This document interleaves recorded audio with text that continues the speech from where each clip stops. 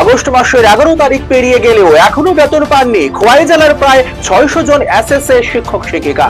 দীর্ঘদিন ধরে বেতন সংক্রান্ত সমস্যার পাশাপাশি চাকুরির নিরাপত্তা, নিয়মিতকরণ এবং পেশাগত বিভিন্ন সমস্যার দ্রুত সমাধানের দাবিতে খোয়াই জেলা শিক্ষা আধিকারিকের কাছে ডেপুটেশন দিল ত্রিপুরা এসএসএ টিচার্স অ্যাসোসিয়েশনের খোয়াই ডিভিশনাল কমিটি। সংগঠনের পক্ষ থেকে জানানো হয়েছে, দীর্ঘদিন ধরে এসএসএ অধীনে নিষ্ঠা ও দায়িত্বের সঙ্গে শিক্ষকরা শিক্ষকতা করে আসা সত্ত্বেও সময় মতো বেতন না পাওয়ায় শিক্ষক শিক্ষিকাদের মধ্যে ক্ষোভ তৈরি হয়েছে। আগস্টের 11 তারিখ চলে গেলেও বেতন না পাওয়ায় তাদের দৈনন্দিন জীবনযাপনেও সমস্যা সৃষ্টি হচ্ছে বলে অভিযোগ। এদিন রাজেন্দ্র দেববর্মা, প্রদ্যুৎ সিনহা, সুকেশ দেববর্মা, সেবিকা দেবনাথ ও ললিতা দেবনাথ সহ সংগঠনের এক প্রতিনিধি দল জেলা শিক্ষা আধিকারিকের সঙ্গে সাক্ষাৎ করে ডেপুটেশন প্রদান করেছে।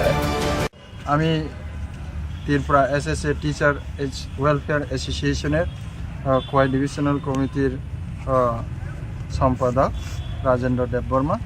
আমরা আজকে মূলত আমাদের প্রতি মাসের বেতন সময় মতো পাই না। আজকে মাসের 11 তারিখ হয়ে গেল, আজকেও আমরা জুলাই মাসের বেতন এখনও পাইনি। তো এই অল্প টাকার মাধ্যমে আমরা যে কন্ট্রাক্ট টিচার হিসেবে আমরা প্রতিটি স্কুলে নিযুক্ত, আমাদের বিভিন্ন সংসার প্রতিপালন করতে গিয়ে আমাদের ভীষণ অসুবিধার মধ্যে আমরা সম্মুখীন হচ্ছি।